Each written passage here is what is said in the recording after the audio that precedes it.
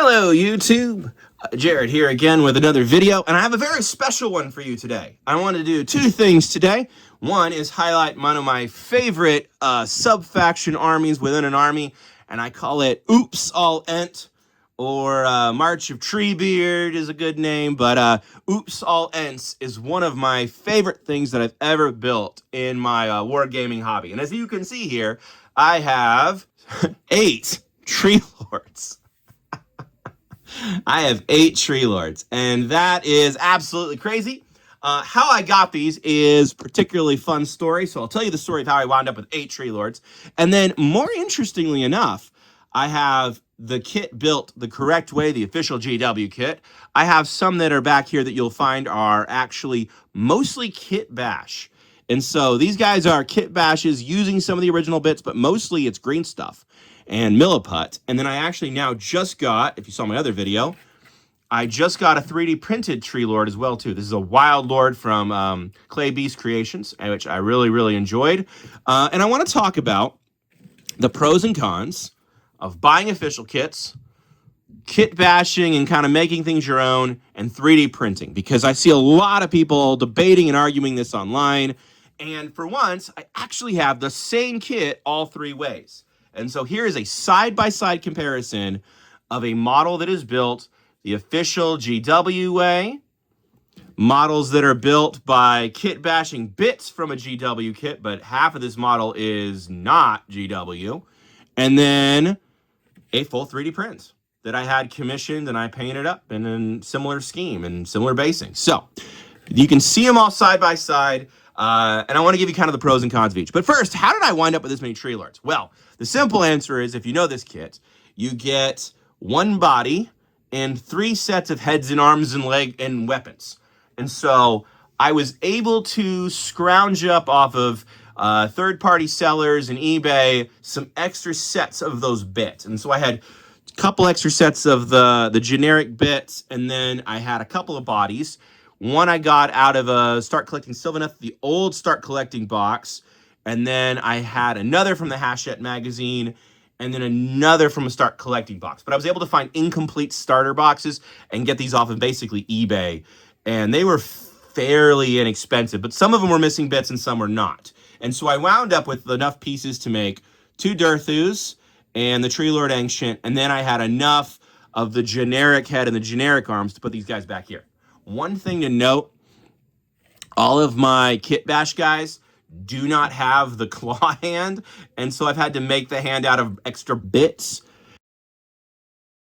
Those came from the little dryads, which have way too many extra arms in the kit, so I had a bunch of extra bits from that, because that was in that old Start Collecting box as well too. So that's kind of how I sourced it all. And then how I made these guys is I took the official bits. Let me grab one I haven't showed off yet. This guy I really like. You can see the little tiny mushroom on him. This I crafted out of milliput, and then I mixed milliput and green stuff, and then I used a blue stuff mold to mold all of the body bits and the legs and the connectors. Now the nice thing about Sylvaneth is it's bark, and so if you look really closely, you can tell that the details are a little bit softer. But since it's bark, on the tabletop it reads just as bark. And so he doesn't have as many branches as the official kit, but, you know, I added some extra mushroom bits and some other things, and he's fine. And the other nice bit, too, is I kit bashed this kit and got really familiar with it. I realized it was very easy to change up the arms. So every single one of these guys has their arms in a completely different pose. So this, I think, if I remember right, is the official Durthu pose. And then this Durthu, I reposed his arm, so it's back. Actually, this might be the official one because I built him first. And this is the repose where I moved his arm up. And so there were different arm bits in there that I could use to repose these guys. And so I mixed and matched joints. Some of the joints are green stuff. Some of the joints are not green stuff.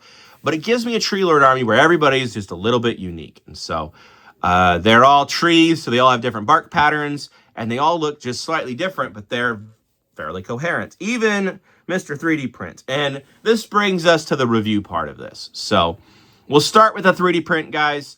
Obviously, as even compared to the getting the bits and the stuff, this guy is by far the cheapest. This thing you can get 3D printed for a couple of bucks. The resin's a lot more brittle. He's lost some branches, and it was a lot harder to paint in a sense just because of how brittle this mini is. Whoops, I'm bumping my camera compared to the other stuff. So that's a little bit of a con.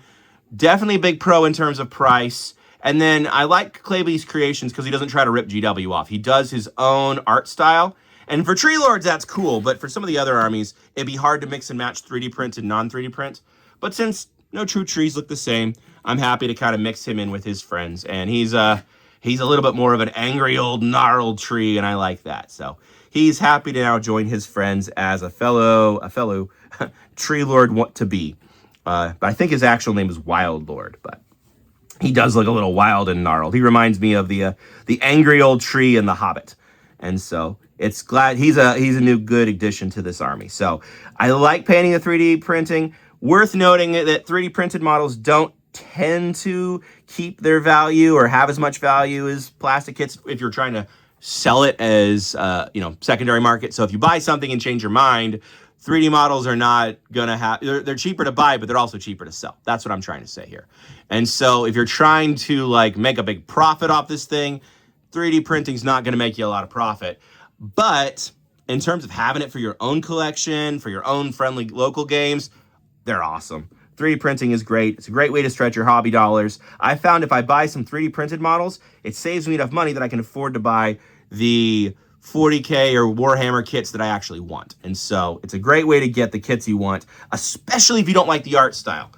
Certain official GW models I don't like very much. And so having options to get a different art style, but they have roughly the same models on the same base sizes so I can make a proxy army, it's just great for the whole hobby because then I can get what I want. And then when I save up money and buy the kits I want, well, I got the kits I want on both sides. And so everybody wins in that way. A lot of people try to pitch it like it's 3D print or it's buy official kits, but that's not true. You have exactly what you see in front of you. You can go 3D print, you can go official kit, or our friends in the middle, the Kit Bashers. So I'm going to ask Treebeard here. He was the very first one I ever built. He has actually snapped a few of his branches. He got busted in a game where I was transporting him and he fell and broke his horn. So I still need to try to touch it up again. You can see where the sprue goo fixed him. But worth noting, with plastic kits you patch with sprue goo and with the Tamiya thin cement, doesn't work on 3D prints. You've got to use a super glue, and I recommend Gorilla's super glue gel. This stuff doesn't run and it tends to be really good. That's what I built my 3D print army with. And that brings us to the Kit Bash guys. And so, like I said, I used the blue stuff and cast to get the bark texture off the official kits. Cast 4 bodies here, and then took all the extra heads and arms and vine weapons and put them on here. Now, I have to say, it's twice as much work, at least, to kit bash than it is to build official kits. Official kits, you follow the instructions and you're done in 45 minutes to an hour. These guys took hours to assemble. And then I had to go really slow trying to combine plastic to milliput and then sanding stuff and trying to reshape pieces. And I had to recast certain bits multiple times and I could never get the hands right. And yeah, it's not for the faint of heart. And for trees, it worked. I tried to do it for another army and I gave up. But for the trees, it did work. And it gave them these cool rough bark textures. And I was able to add the mushroom bits and some milliput bits to really kind of hide some mistakes, but also to give him some cool details. And so this guy's got weird mushrooms all over his legs and his butt. And I really liked it. He's a little bit different. And then this guy over here has mushrooms in a different part of his leg. And his cape is kind of flying back a little bit. And he's got some different colors and some different textures and patterns in here. And I just like how different they are. And they all work really together. And then the centerpiece model kind of stands out a little bit more because he's a little bit more put together and his details are a little bit nicer. But overall, I really like this army. This is a really fun army to play. It's all elites. And unfortunately, in 3rd edition, you can pull this off a little bit easier. In 4th edition, I feel like they don't want you to play SKU lists. But this is probably the only SKU list I really own, where it's a list of all of one thing. So all Treelords is super fun. They all can heal. They all can teleport using the trees and walking the hidden path. And they're all just big, chunky units. The Durthus with the giant swords, these guys, ridiculous amounts of damage. So in terms of Age of Sigmar, one of my favorite units is the Durthus over here. So getting an extra one over here was not a hard decision.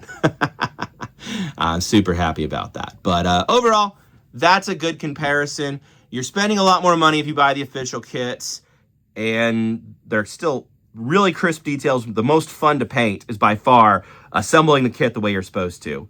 On the other side, the 3D printing stuff is by far the cheapest option, but it tends to be spindly, and I wouldn't want to have a 3D printed spindly army, like something with really thin, delicate arms or legs or hanging off bits, because it will snap, and it's much harder to super glue than to plastic glue. But overall, great way to stretch your hobby dollars. And then in the middle, that kit bashing option of stretching your dollars that way. Super fun, but it takes patience. If you need a test of patience, work with blue stuff and green stuff and milliput and try to learn to sculpt and learn to repose arms. It will test your patience, but you will be a more patient person if you do it. So it's worth it in that sense. And now that it's done and I can look at this, it was 100% worth it having a giant Treelord army like this. Now, am I ever going to get 8 Treelords in a game? I don't know. In like a competitive game, absolutely not. But in a fun game, absolutely. I could find enough models in another army to run against this and just enjoy that. But it is more fun to mix it in with the rest of the Sylvaneth. I have about 4,000 points now. And then I have about 4,000 points of Skaven. So I could do a big Rat Horde versus Tree Horde army. Let's see what happens. The sky's the limit, and honestly, thinking about the games is almost more fun than what the games will be themselves. But this is a really fun project, and I'm glad I get to share it with you. I hope you enjoyed seeing Oops All Ents and thinking about the difference between 3D printing and official kits. I like both. I'm going to keep doing both. I'm going to keep kit bashing. I'm going to keep buying official kits on whatever deals and sales I can find. I'm going to keep refurbishing models because that's one of my favorite things now. And occasionally I'll pick up a 3D model, a 3D printed kit, because they're fun to paint too. And so don't pigeonhole yourself and paint what you want to paint and enjoy it. And don't let people on the internet tell you there's only one right way to do it. You can do it all the different ways, and it's all, as long as you're having fun, you're doing it right. As long as you're being responsible with your money, at least a little bit, you're doing it right. And you're having a good time. So hopefully this video has encouraged you to try something new. Go ahead and leave a like and a comment on what you like to 3D print and what you like to buy official. Or if you're only one or the other, I get that too. Some people just love those camps, and I understand it. But I do both. I'm always going to buy kits. I'm always going to do kit bashing and probably always pick up 3D models as well.